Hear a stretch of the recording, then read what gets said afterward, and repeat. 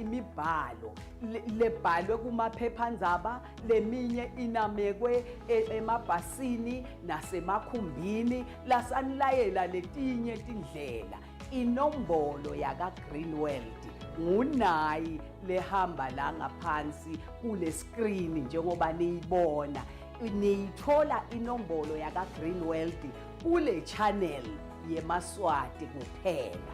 Nayithola ikulenye indzawo akusiyo le yaka Greenwald yalomshini lengumemetela. Uma userenkini uyakhuphuka wendlule eMozambique Hotel. Na ukhuphuka naso stairs lesakhiwe ngetitini takalanga ngasesandleni sakho sesenxele, uyangena sowufikile. Nalo takupopola ngalomshini ngimi. Wangapopolwa ngimi, yati ukuthi ulahlekile mntwana kithi.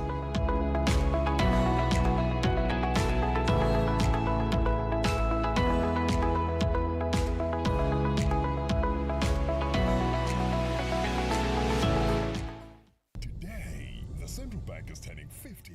To mark this milestone, the bank is pleased to present the 50th anniversary banknotes and coin in recognition of His Majesty King Eswatini III's leadership and our progress as a country.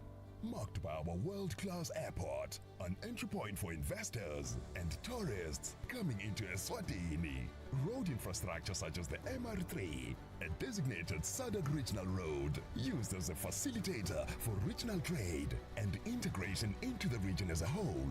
Our tourist destinations, such as the Sibebe Rock, one of the world's largest granite domes, as well as financial innovation. As the bank turns 50, it continues to relentlessly pursue its mission.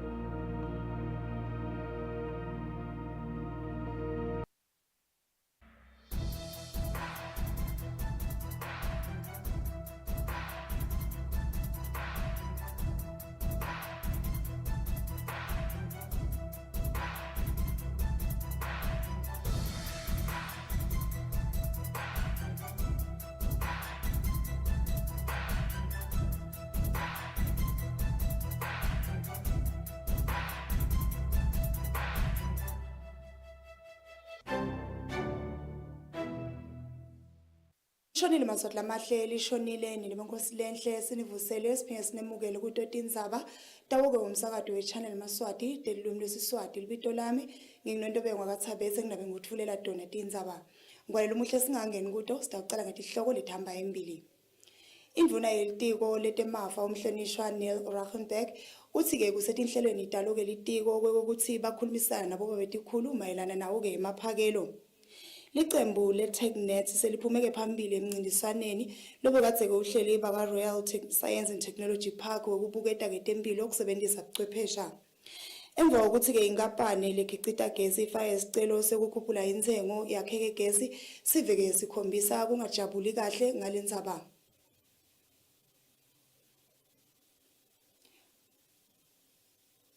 Ngwalelo muhle asingeneke kuleto letingumthamo. Indvuna yelitiko letemafa umhlonishwa Neil Rachenberg uthi ke litiko ke lisetinhlelweni ukuthi ke lisebenzisane nabo ke bobetikhulu mayelana ke nembono ukuthi siveke sifake ke imivo yaso emaphakelweni khona ke kulelitiko. Swati sathi ke sihlangene sibayeni sabeka ke umbono ukuthi naso ke singajabula ukuthi sibeke imivo mayelana nemaphakelo akuleli. Indvuna yelitiko letemafa Neil Rachenberg uthi batimisele ke balitiko ukuthi bendeke lokhu ke lokufiswe ngeMaswati njengoba ke yathe baselihlelweni lekukhulumisana nabo babetikhulu ngendlela lensha ukuthi sive sikhoneke kubeka imbono yabo mayelana nemaphakelo. Akhulumisana netintatheli takulomsakado uthe vele ke baselihlelweni sebaqalile ke bavakashela abo babetikhulu netimvuna utobabuta kabanti ukuthi ingabe lona msebenzi yangentiwa kanjani ukuthi sive sikhoneke kubeka imbono yabo mayelana nendzaba yemaphakelo pheceleti yona ke ibudget. So, as the Minister of Finance, as the budget team specifically, actually PBC, so we've been going out as the Minister of Finance, Minister of Economic Planning, and Public Service. The three of us have been going through each region to actually meet with the chiefs and the RAs and Tinduna. So what we're doing now is we're still asking them how should this process look like of getting budget from the people and explaining to them how the budget process works in Mbabane. So we are still going to get to this, and we're still developing how we ultimately get input from the people. But those discussions have gone very well. They really are appreciating the fact that we're going out there, meeting, already giving budget input, even though we're still getting to that stage. But we do believe in the years to come, it'll be a lovely process for people to get it. It's just we need to manage expectations. You know, everyone's going to say this road is the most important at their community, whereas there are studies to show which roads are more important. And so hence... basetawutfula ngalokusemthethweni ukuthi kutawusetshenziswa kanjani nakhona nabacetha ke kuhlanganisa imbiko nemivo lesuka khona ke kibo bobabeti khulu etindzabeni temsakato ye-Channel Yemaswati kubika Dudube Mbabane. Kanti ke licembu le-TechNet liphume phambili kuwo-ke umncintiswano lobo kade-ke uhlanganise baka-Real Science and Technology Park ngekusitwa ngilo-ke litiko letekwatisa kuchumana nebuchwephesha kanye-ke nebaka-PEPFA nebaka-Georgetown University. Kanti-ke labantu laba bebakade-ke bakhona kwemncintiswaneni bekutfola-ke lusito letempilo kusebenzisa buchwephesha. Lomuhla lapha endlunkulu yetebuchwephesha i-Royal Science and Technology Park bekubanjwe ke umcimbi lomkhulu wokuhlomelisa ke licembu leliphume embili emncintiswaneni lokuthiwa ke i-hackathon. Kanti ke lelicembu leliphume embili kuthiwa ke i-TechNet. Labathathu labaphume embili bathole ke lithuba lekuthi basebentele i-Royal Science and Technology Park tinyanga letintathu baphindze ke bathole nayo ke i-software license lebekamelele indvuna yelitiko letebuchwephesha bekungumabhalane walelitiko Phesheya Dube lovetile ke ukuthi kulo mncintiswano bebanikwe ke insaye ukuthi betene tindlela tesimanje manje basebenzise tona ke tebuchwephesha ekutholeni ngelusito lwetempilo.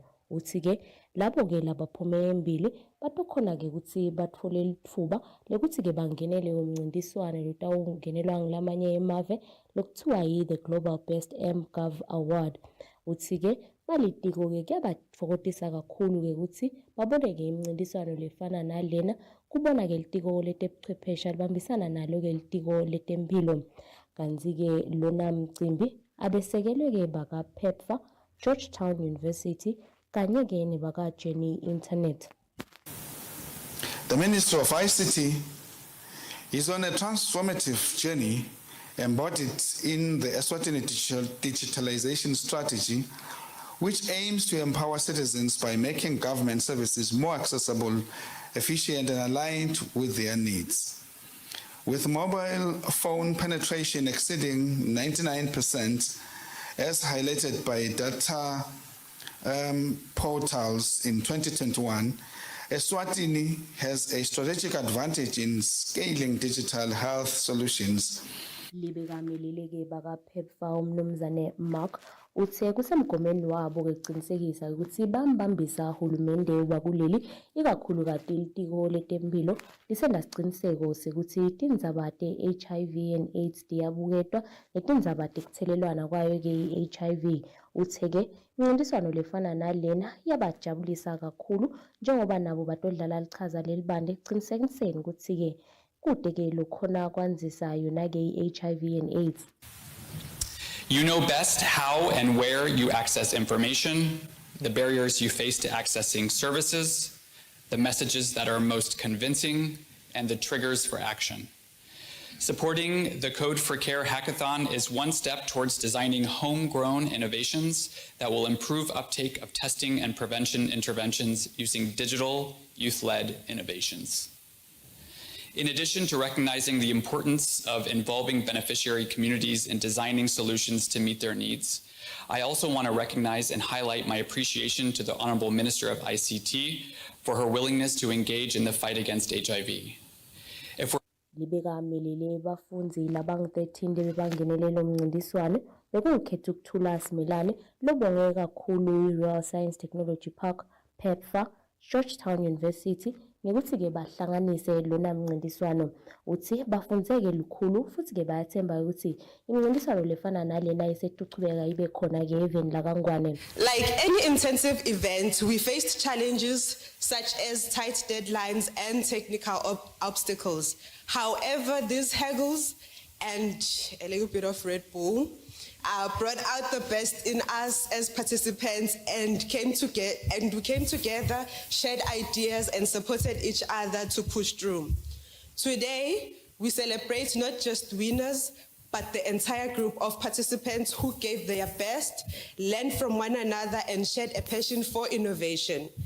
Lo msebenzi wephethe ngelisasasa lelisetulu kakhulu njengoba-ke libekamelele-ke umphathi wase-Royal Science Technology Park Dr. Amethula uthe basetawuchubeka-ke babasekele bafunzi nemncintiswano lefana nalena elisebenzisa donayete buchwephesha etindzabeni temsakato we-Channel Yemaswati kupika dudube nginaKimberly Mavuso enokwane. Indvuna yelitiko letekulima seyivule ngalokusemthethweni ke lidibhi lelingabita ke imali letinkulungwane letingemakhulu lamabili emalangeni. Kanti ke leli dibhi lakhiwe ngasoke simanje manje ngelusito ke layo ke inkampani yahulumende yokuthuthukisa yona ke imimango i-micro project.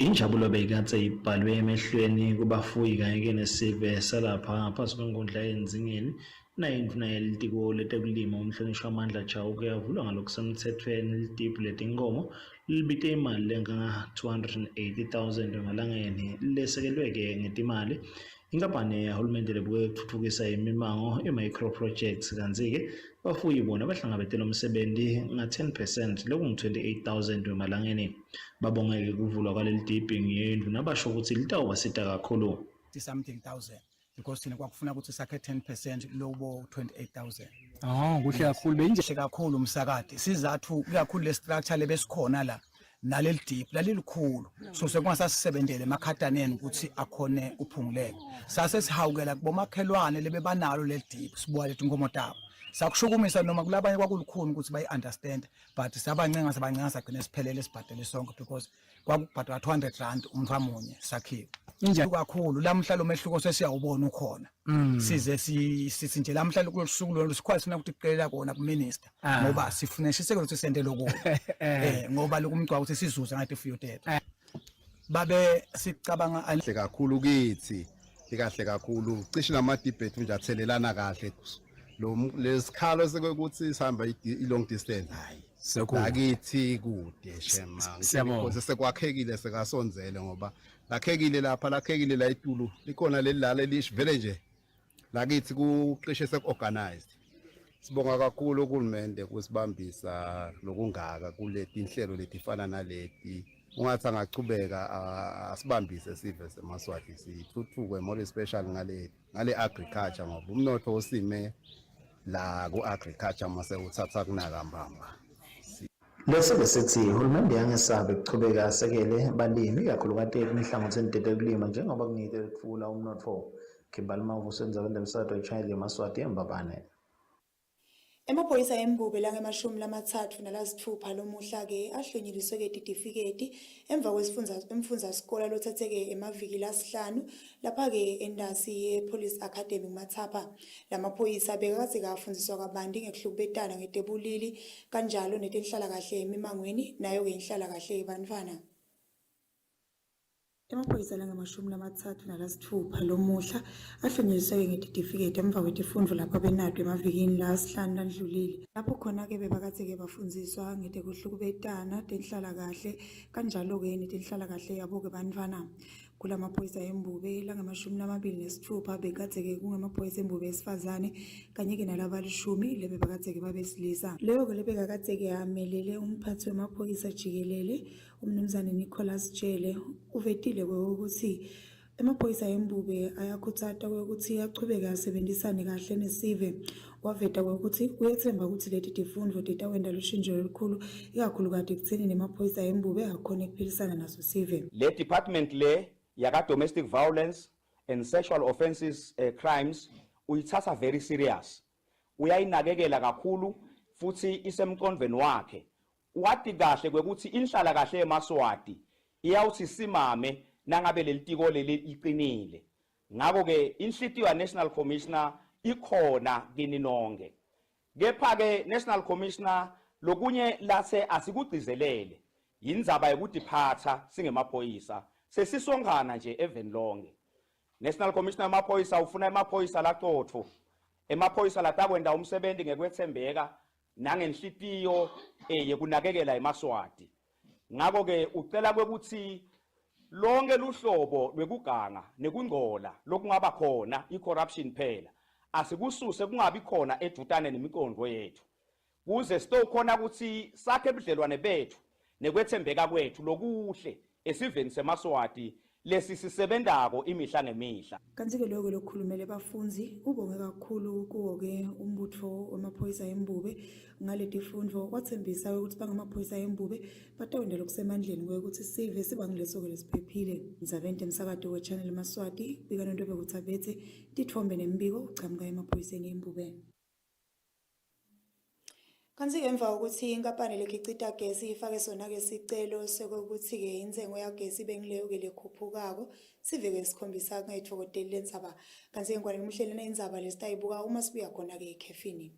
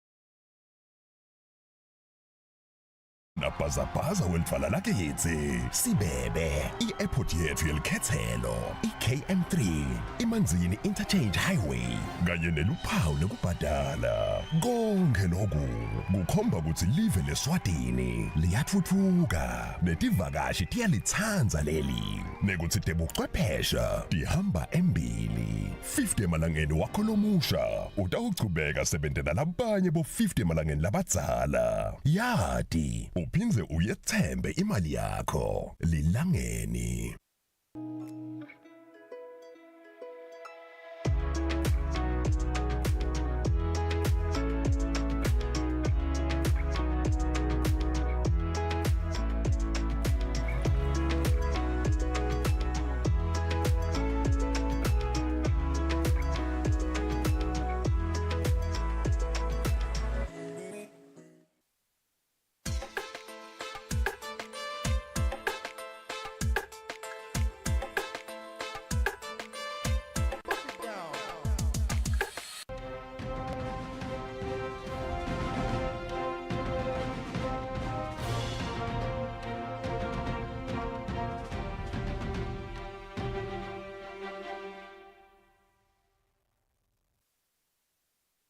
omuhle ikakhulukati ke labo labasanza kuvulela wona umsakazo we-Channel Yemaswati sikude Tindzaba sizohlalisene naye noNtobe kwaKathabethe. Kanti kwalelo omuhle sitawuchubeka nato Tindzaba sicale ngato leqhamuka ngaphandle kwakuleli. Kuthiwa ke lapha ke eBloemfontein kuboshwe kwebantu labangemashumi lamabili nemfica ekusolakaleni ke ukuthi ke bathaputa ititolo tabo somabhizinisi bakulamanye ke emave. Kanti ke kuthiwa kusuke ke umsindvo lomkhulu. Kulandzela kwe ukuthi kube nebantwana labaphufinyiswa esibhedlela enxa yokuthi ke badle ukudla losekwedlulile lesikhathi labakuthengeke kuto letitolo. Bakulaba ngamashumi lamabili nemfica 29 benzawo yaseMangaung eBloemfontein esifundeni sase-Free State eveni laseNingizimu Afrika baboshiwe ngemuva kokuthi ebusuku bavule ngendluzula baphinza futhi bathaphude khona-ke ititolo etikema-tuck shop letilapha kuleya ndzawo. Kuthiwa-ke itakhamuti takhona lapha betikade tivuke indlwabane itolo ebusuku ngemuva kokuthi bafundzi labangemashumi lamane kanye nesikhombisa labafundza e-Ihobe Primary School baphutfunyiswe esibhedlela sePhelo Nomi ngemuva kokuthi badle amabhiskiti kanye nemachokolate lekusolakala ukuthi sekendlulelwe sikhathi. Munye umfundzi lofundza kulesinye isikolo eDoga Primary School naye uphutfunyiswe esibhedlela ngemuva kokuthi naye kusolakala ukuthi kukhona lakudlile lokunebuthi thite pheceleti i-food poisoning. Kanti ke labamfana bonke labaphutfunyiswe khona esibhedlela bafike babona bodokotela belashwa base bayaphuma babuyela emakhaya kwasala munye. Lokhulumela amaphoyisa kuleya ndzawo Sergeant Mahlomula Kareli uthi labanye ke banikati balama-tuck shop bakwatile ukuthi babaleke baphinza futhi bathatha isitoko sawo babaleke naso ngalesikhathi kusuka ke lo msindvo. Kanti ke labanye babo bacele embunzini bentela ukuthi bamane baphephe bona kodwa ke bashiya ititolo tabo konke kukhona khona. Kareli uthi amaphoyisa kuleya ndzawo alibuke ngetholo elikhozi lendzaba kodwa ke kwanyalo imimoya yabonakala ukuthi isephansi. Kanti ke lo ngumeya wakhona lapha Gregory Intercity kubheke ukuthi ayovakashela sonakele sikholwa. We are awaiting for the results.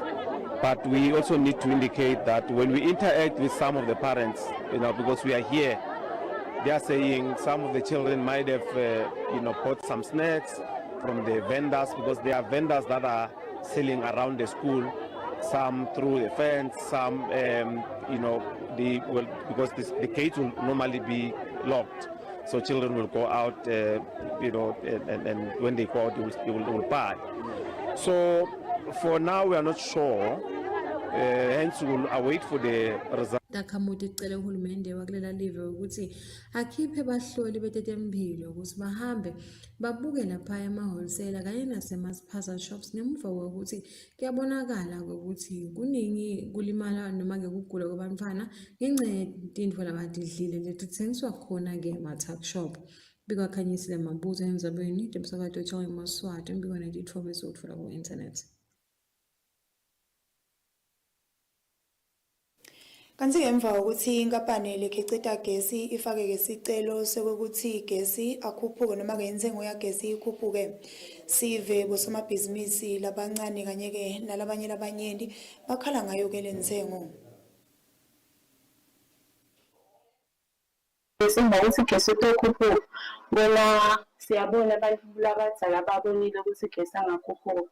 Bathi thina kuyasilimata thina bosomabhizinisi abancane ngoba gesi ngithenga kabili nje mina. Ngithenga la emsebenzini, ngithenga nasendlini.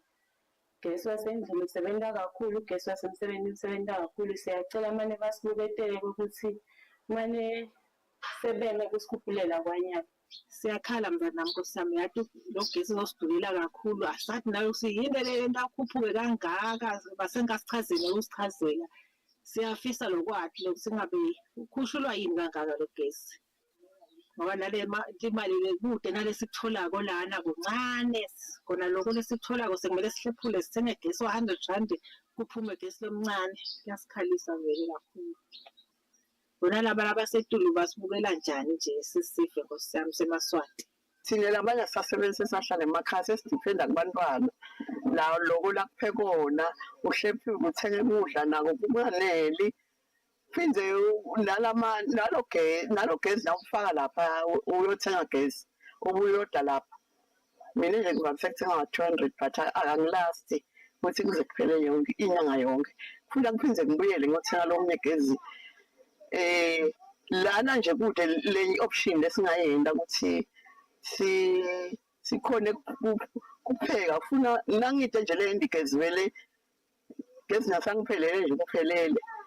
Lamandi ke kubhlungu kakhulu kulamandi ngoba kude ingapane le khichithe emandi nemdali ani imvula iniswa uNkulunkulu. Futhi asinoma lutho ngoba ngala sayidini emaholo amile akenyuki inthengo double rice nabo in tonke etitolo kwenyukile but emaholo akenyuki basokukhula nagezi asathi ukuthi impela ngabe sesawushonaphi kuthi celela nje ukuthi bamane basibuketele lokhu ukuthi ngabe sawukhona ukuthi sisitakale kanjani lo 25% vele ayi utasilimata. Kanti-ke Lindenhle Simelane loneminyaka lengemashumi lamabili sophile-ke isikhathi lesingangeminyaka lesithupha naso-ke noma-ke ukugula lokukhona enhlitiyweni. Kanti-ke sokusalelwe-ke isikhathi lesincane ngekusho kwabodokotela. Ngakho-ke ucela-ke lusito eziveni lwemali lengangesigidi semalangeni. Kude atawukhona-ke kuya eveni laseNingizimu Afrika lapho khona yawuhlindva khona enhlitiyweni. Lindenhle Simelane lokungithathele neminyaka lengamashumi lamabili butsala ucela ke lusito esiveni ukuthi amane akhona ukuthola imali lengalinganiselwa esigidini semalangeni lekuyimali ukuthi yakhona kuyohlindwa kudeke yalaphelwe tifo letsenhlitiyweni letintsatfu. Simelane uthi sewugule kusukela ngeminyaka wa 2017 kanzike ukugula kwakhe sekumphocelele ukuthi ayekele kufunza njengoba bekathe yafunza enyuvesi yakulele kwaLuseni lapho bekathe yachuba tifundvo khona-ke temtsetfo bumeli.